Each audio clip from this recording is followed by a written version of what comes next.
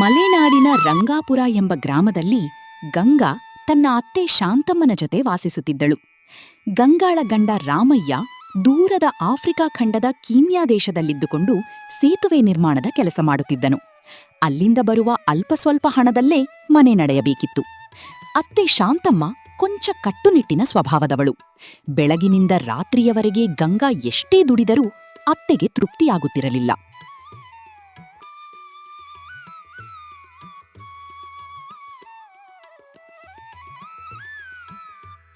ಗಂಗಾ, ಇನ್ನೂ ಕೊಟ್ಟಿಗೆ ಸಗಣಿ ಬೆಳೆದಿಲ್ವೇ? ಅಡ್ಗೆ ಮನೆ ಕೆಲ್ಸ ಯಾರು ಮಾಡ್ತಾರೆ? ನಿನ್ ಗಂಡ ಆಫ್ರಿಕಾದಿಂದ ಕಳಿಸೋ ಹಣ ಬ್ಯಾಂಕ್ನಲ್ಲೇ ಕೊಳೆಯುತ್ತಿದೆಯೋ ಅಥವಾ ನಿನ್ ತವರು ಮನೆಗೆ ಹೋಗುತ್ತಿದೆಯೋ ಗೊತ್ತಿಲ್ಲ. ಎಷ್ಟೊತ್ತಿಗೆ ನನಗೆ ಕಾಫಿ ಕೊಡೋದು? ಹೊತ್ತು ನೆತ್ತಿಗೆ ಬಂತು, ಇನ್ನೂ ಒಲೆ ಹಚ್ಚಿಲ್ಲ. ಇನ್ನು ಮನೆ ಕೆಲ್ಸ ಮುಗಿಸಿ ಹೊಲಕ್ ಹೋಗೋಷ್ಟೊತ್ತಿಗೆ ಸೂರ್ಯ ನೆತ್ತಿಗೆ ಬರ್ತಾನೆ ಅಷ್ಟೇ.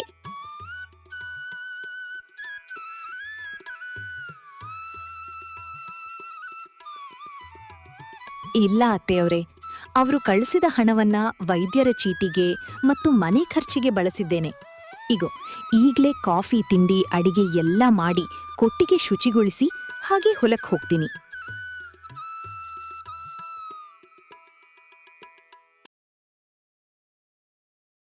ಗಂಗಾ ದಿನಾ ಮನೆ ಕೆಲಸ, ಕೊಟ್ಟಿಗೆ ಕೆಲಸ ಮತ್ತೆ ಹೊಲದ ಕೆಲಸ ಎಲ್ಲ ಒಬ್ಬಳೇ ನೋಡ್ಕೊಳ್ತಿದ್ಲು. ಮತ್ತೆ ಅತ್ತೆಯನ್ನು ಕೂಡ ಚೆನ್ನಾಗಿ ನೋಡ್ಕೊಳ್ತಿದ್ಲು. ಆದ್ರೂ ಅತ್ತೆ ದಿನಾ ಏನಾದ್ರೂ ನೆಪ ಹೇಳಿ ಇವಳಿಗೆ ಯಾವಾಗ್ಲೂ ಬೈಯುತ್ತಲೇ ಇರುತ್ತಿದ್ದರು. ಅವಳಿಗೆ ಸ್ವಲ್ಪ ನೆಮ್ಮದಿ ಸಿಗುವುದು ಕೊಟ್ಟಿಗೆಯಲ್ಲಿರುವ ಅವಳ ಪ್ರೀತಿಯ ಹಸು ಗೌರಿಯ ಕೆಲಸದಿಂದ. ಹಾಗಾಗಿ ಹೆಚ್ಚಿನ ಸಮಯ ಅಲ್ಲೇ ಕಳೆಯುತ್ತಿದ್ದಳು. ತನ್ನ ನೋವನ್ನೆಲ್ಲ ಮೂಕ ಪ್ರಾಣಿಯ ಬಳಿ ಹೇಳ್ಕೊಂಡು ಕಣ್ಣೀರು ಹಾಕುತ್ತಿದ್ದರು ಮತ್ತು ಆ ಹಸುವನ್ನು ತನ್ನ ಮಗವಿನಂತೆ ನೋಡ್ಕೊಳ್ತಿದ್ದರು.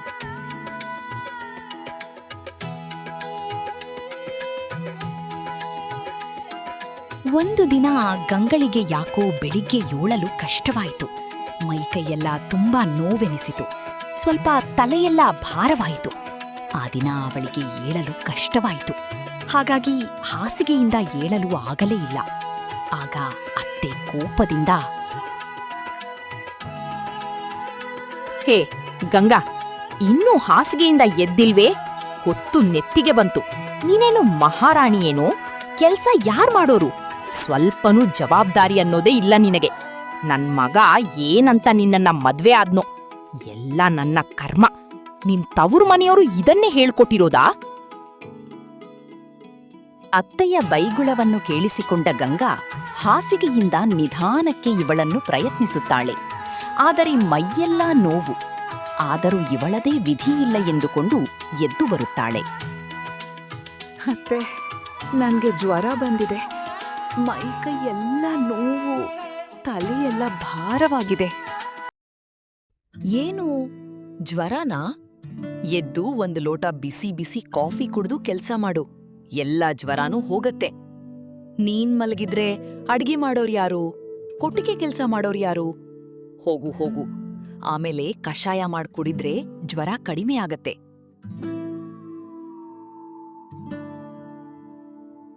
ಇದನ್ನು ಕೇಳಿ ಗಂಗಳಿಗೆ ತುಂಬಾ ನೋವಾಗುತ್ತದೆ. ಜ್ವರ ಇದ್ದರೂ ಕೂಡ ಎದ್ದು ಎಲ್ಲಾ ಕೆಲಸ ಮಾಡುತ್ತಾಳೆ.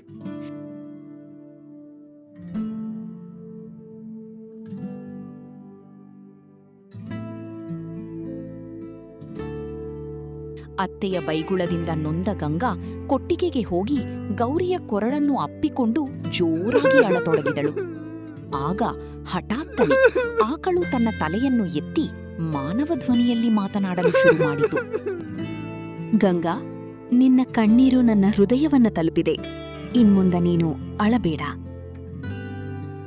ಅಮ್ಮೋ, ಯಾರದು? ಗೌರಿ, ನೀನು ಮಾತ್ನಾಡ್ತಿದ್ದೀಯಾ? ಹೌದು ಗಂಗಾ, ನಿನ್ನ ಅಸೀಮ ಕರುಣೆ ಮತ್ತು ಸೇವೆಯಿಂದಾಗಿ ಪ್ರಕೃತಿ ನನಗೊಂದು ಶಕ್ತಿ ನೀಡಿದೆ. ನಾನು ನಿನಗೆ ಸಂಕಷ್ಟದ ಸಮಯದಲ್ಲಿ ನೆರವಾಗುತ್ತೇನೆ. ಆದರೆ ನೆನಪಿಡು, ನಾನು ಮಾತನಾಡಬಲ್ಲೆ ಎಂಬ ವಿಷಯ ಭೂಮಿಯ ಮೇಲಿನ ಯಾವ ಮೂರನೇ ವ್ಯಕ್ತಿಗೂ ತಿಳಿಯಬಾರದು. ಒಂದು ವೇಳೆ ನೀನು ಈ ರಹಸ್ಯವನ್ನು ಬಯಲು ಮಾಡಿದರೆ ನಾನು ಶಾಶ್ವತವಾಗಿ ಮೌನಿಯಾಗುತ್ತೇನೆ ಮತ್ತು ನಿನ್ನಿಂದ ದೂರವಾಗುತ್ತೇನೆ. ನೀನು ಮಾತನಾಡುವುದು ನನಗೆ ತುಂಬಾ ಖುಷಿ ಕೊಟ್ಟಿತು ಗೌರಿ. ನಾನ್ ನಿನಗೆ ಮಾತು ಕೊಡುತ್ತೇನೆ, ಖಂಡಿತವಾಗಿಯೂ ಎಂಥ ಕಷ್ಟದ ಸಮಯದಲ್ಲೂ ಯಾರಿಗೂ ಇದನ್ನು ಹೇಳುವುದಿಲ್ಲ. ಹೀಗೆ ಗಂಗಾ ತನ್ನ ನೋವನ್ನೆಲ್ಲ ಗೌರಿಯ ಬಳಿ ಹೇಳುತ್ತಿದ್ದಳು. ಗೌರಿ ಅವಳಿಗೆ ಸಮಾಧಾನ ಮಾಡುತ್ತಿದ್ದಳು ಮತ್ತು ಗಂಗಳ ಎಲ್ಲಾ ನೋವನ್ನು ಗೌರಿ ದೂರ ಮಾಡುತ್ತಿದ್ದಳು. ಈಗ ಗಂಗಾ ಸ್ವಲ್ಪ ಸಂತೋಷದಿಂದ ಇರುತ್ತಿದ್ದಳು. ಕೆಲವೇ ದಿನಗಳಲ್ಲಿ ಆಫ್ರಿಕಾದಿಂದ ಒಂದು ಆಘಾತಕಾರಿ ಸುದ್ದಿ ಬಂದಿತು. ರಾಮಯ್ಯ ಕೆಲಸ ಮಾಡುತ್ತಿದ್ದ ಜಾಗದಲ್ಲಿ ದೊಡ್ಡ ಭೂಕುಸಿತವಾಗಿ ಆತ ತೀವ್ರವಾಗಿ ಗಾಯಗೊಂಡು ನೈರೋಬಿಯಾ ಅಂದ್ರೆ ಆಫ್ರಿಕಾ ಆಸ್ಪತ್ರೆಗೆ ದಾಖಲಾಗಿದ್ದನು. ಆತನ ಚಿಕಿತ್ಸೆಗೆ ಲಕ್ಷಾಂತರ ರೂಪಾಯಿ ಹಣದ ತುರ್ತು ಅಗತ್ಯವಿತ್ತು. ಇದನ್ನೇ ಕಾಯುತ್ತಿದ್ದ ಸಾಹುಕಾರ ಸುಂದರಪ್ಪ ಮನೆಗೆ ಬಂದನು. ಶಾಂತಮ್ಮಕ್ಕ, ನಿನ್ ಮಗ ಆಫ್ರಿಕಾದಲ್ಲಿ ಆಸ್ಪತ್ರೆಯಲ್ಲಿದ್ದಾನೆ. ಅವನನ್ನು ಉಳಿಸಿಕೊಳ್ಳಲು 10 ಲಕ್ಷ ರೂಪಾಯಿ ಬೇಕಂತೆ. ನನ್ನ ಹತ್ತಿರ ಹಣವಿದೆ, ಆದ್ರೆ ಬದಲಾಗಿ ನಿನ್ ಮನೆ ಮತ್ತು ಈ ಗೌರಿ ಆಕಳನ್ನು ನನಗೆ ಬರೆದು ಕೊಡಬೇಕು. ಗಂಗಾ, ಈಗೇನ್ ಮಾಡುವುದು? ನಮ್ಮ ಬಳಿ ಅಷ್ಟೊಂದು ಹಣವಿಲ್ಲವಲ್ಲ. ಏನಾದ್ರೂ ಮಾಡೋಣ ಅತ್ತೆ. ಆದ್ರೆ ನಮಗಿರುವ ಆಧಾರ ಎಂದ್ರೆ ಈ ಮನೆ ಮತ್ತು ಗೌರಿ. ಅದನ್ನ ನಾವು ಸದ್ಯಕ್ಕೆ ಮಾರೋದು ಬೇಡ. ಹೇಗಾದ್ರೂ ಹಣವನ್ನ ಹೊಂದಿಸ್ತೇನೆ. ಇತ್ತ ಅದೇ ಸಮಯದಲ್ಲಿ ಲಂಡನ್ನಿಂದ ಗಿಡಮೂಲಿಕೆಗಳ ಸಂಶೋಧನೆಗೆ ಬಂದಿದ್ದ ಡಾಕ್ಟರ್ ವಿಲಿಯಂ ಎಂಬ ವಿಜ್ಞಾನಿ ಆ ಊರಿಗೆ ಬಂದಿದ್ದನು. ಆತನಿಗೆ ಈ ಪ್ರದೇಶದಲ್ಲಿ ಒಂದು ಅಪರೂಪದ ಸಂಜೀವಿನಿ ಮೂಲಿಕೆ ಇದೆ ಎಂದು ತಿಳಿದಿತ್ತು. ಆದರೆ ಅದು ಎಲ್ಲಿದೆ ಎಂದು ಯಾರಿಗೂ ತಿಳಿದಿರಲಿಲ್ಲ.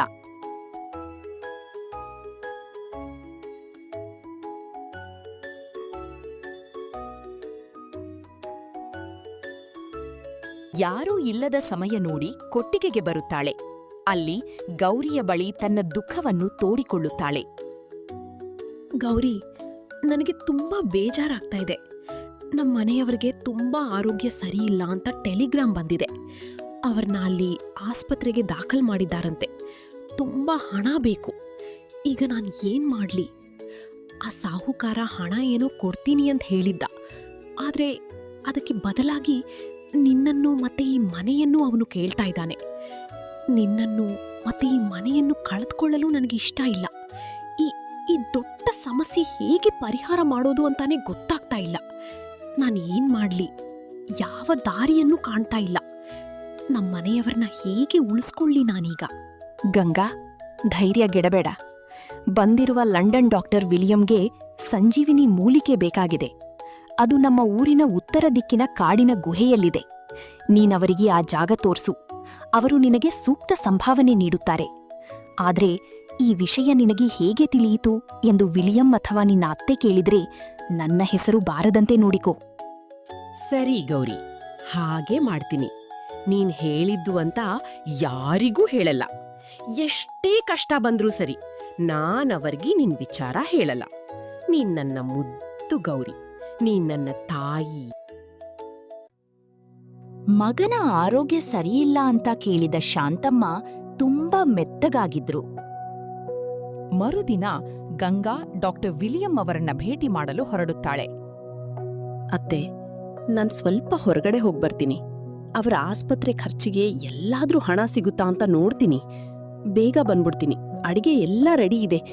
ನಾನ್ ಬರೋದು ಸ್ವಲ್ಪ ತಡ ಆದ್ರೆ ನೀವು ಊಟ ಮಾಡಿಬಿಡಿ. ಸರಿ, ಬೇಗ ಬಂದ್ಬಿಡು.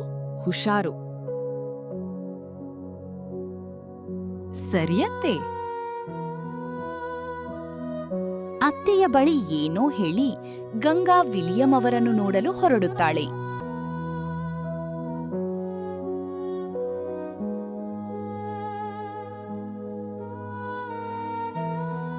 ಸರ್, ನೀವು ಹುಡುಕುತ್ತಿರುವ ಗಿಡಮೂಲಿಕೆ ನನಗೆ ಗೊತ್ತಿದೆ. ನಾನು ಅದನ್ನು ತೋರಿಸುತ್ತೇನೆ. ಆದ್ರೆ ನೀವು ಪ್ರತಿಫಲವಾಗಿ ನಮಗೇನು ಕೊಡ್ತೀರಾ? ಹೌದಾ ಗಂಗಾ ಅವ್ರೆ? ಖಂಡಿತ. ಅದೇ ಗಿಡ ನನಗೆ ಬೇಕಾಗಿರುವ ಅದೇ ಗಿಡ ಅಂತಾದ್ರೆ ನಾನು ನಿಮಗೆ ಸೂಕ್ತ ಬಹುಮಾನವನ್ನ ಕೊಡ್ತೇನೆ. ಅದು ತುಂಬಾ ಬೆಲೆ ಬಾಳುವ ಸಸ್ಯ. ಹಾಗಾಗಿ ಅದರ ಮೌಲ್ಯವನ್ನ ನಿಮಗೆ ಕೊಡ್ತೇನೆ. ಹಾಗಾದ್ರೆ ಬನ್ನಿ ನನ್ ಜೊತೆ. ನಾನ್ ನಿಮ್ಗೆ ಸಸ್ಯ ಇರುವ ಜಾಗವನ್ನು ನಾನ್ ನಿಮ್ಗೆ ತೋರಿಸುತ್ತೇನೆ.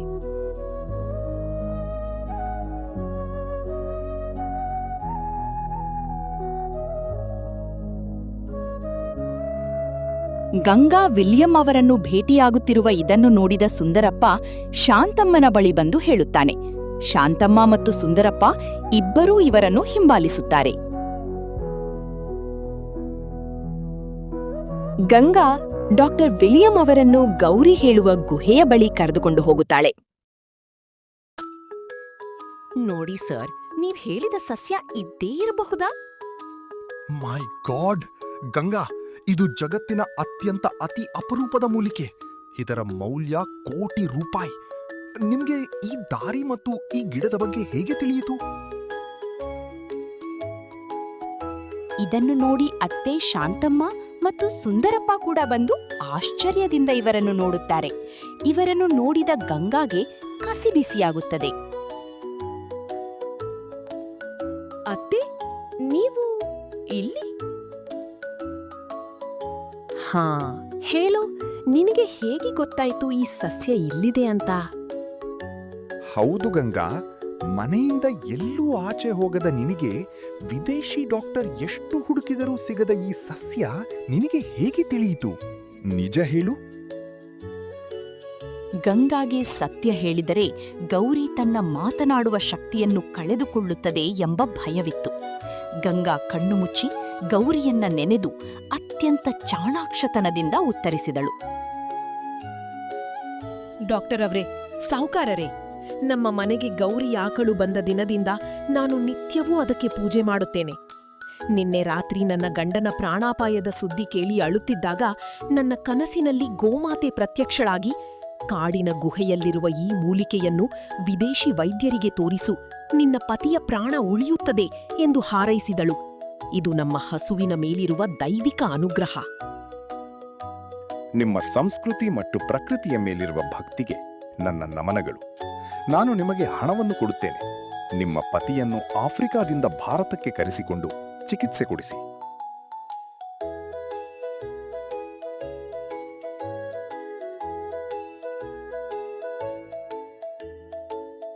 ಸಾಹುಕಾರ ಸುಂದರಪ್ಪ ತನ್ನ ಕುತಂತ್ರ ಫಲಿಸದೆ ನಾಚಿಕೆಯಿಂದ ಕಾಲ್ಕಿತ್ತನು. ಅತ್ತೆ ಶಾಂತಮ್ಮ ತನ್ನ ಸೊಸೆಯ ಪವಿತ್ರತೆ ಮತ್ತು ದೈವಭಕ್ತಿಯನ್ನು ಕಂಡು ಗಂಗಾಳ ಬಳಿ ಕ್ಷಮೆ ಕೇಳಿದಳು. ನನ್ನನ್ನು ಕ್ಷಮಿಸು ಗಂಗಾ, ನಿನ್ನನ್ನು ಸಾಕ್ಷಾತ್ ಲಕ್ಷ್ಮಿ ಎಂದು ತಿಳಿಯದೆ ಇಷ್ಟು ದಿನ ಕಿರುಕುಳ ನೀಡಿದೆ. ಹೋಗ್ಲಿ ಬಿಡಿ ಅತ್ತೆ, ನಾನದನ್ನು ಯಾವುದನ್ನು ಮನಸ್ಸಲ್ಲಿಟ್ಕೊಂಡಿಲ್ಲ. ನೀವು ಹಿರಿಯರು, ಹಾಗೇ ನನ್ನ ಬಳಿ ಕ್ಷಮೆ ಕೇಳಬಾರದು. ಗಂಗಾ ಕೊಟ್ಟಿಗೆಗೆ ಹೋದಾಗ ಗೌರಿ ಆಕಳು ಮಂದಹಾಸದಿಂದ ಗಂಗಾಳನ್ನು ನೋಡಿ, ಗಂಗಾ, ನೀನು ಮಾತನ್ನೂ ಉಳಿಸ್ಕೊಂಡೆ, ಕುಟುಂಬವನ್ನೂ ರಕ್ಷಿಸಿದೆ. ನಿನ್ನ ಚಾಣಾಕ್ಷತನಕ್ಕೆ ನನ್ನ ಮೆಚ್ಚುಗೆ ಎಂದು ಮೆಲ್ಲನೆ ಕಿವಿಯಲ್ಲಿ ಹೇಳಿತು. ಕಥೆಯ ನೀತಿ ಅಥವಾ ಮಾರಲ್ ಆಫ್ ದ ಸ್ಟೋರಿ: ತಾಳ್ಮೆ, ಕರುಣೆ ಮತ್ತು ಚಾಣಾಕ್ಷತನವಿದ್ದರೆ ಎಂತಹ ಬಿಕ್ಕಟ್ಟನ್ನೂ ಎದುರಿಸಬಹುದು. ಇತರರಿಗೆ ಕೊಟ್ಟ ಮಾತನ್ನು ಉಳಿಸಿಕೊಳ್ಳುವುದು ಮತ್ತು ರಹಸ್ಯಗಳನ್ನು ಕಾಪಾಡುವುದು ವ್ಯಕ್ತಿಯ ನಿಜವಾದ ಧರ್ಮ ಮತ್ತು ಚಾರಿತ್ರ್ಯವನ್ನು ತೋರಿಸುತ್ತದೆ. ಇದೇ ರೀತಿ ಕಥೆಗಳಿಗಾಗಿ ನನ್ನ ಚಾನೆಲ್ JH ಕನ್ನಡ ಟೋನ್ಸ್ನ ಸಬ್ಸ್ಕ್ರೈಬ್ ಮಾಡಿ. ಹಾಗೆ ಈ ಕಥೆ ಇಷ್ಟ ಆದರೆ ಒಂದು ಲೈಕ್ ಮಾಡಿ.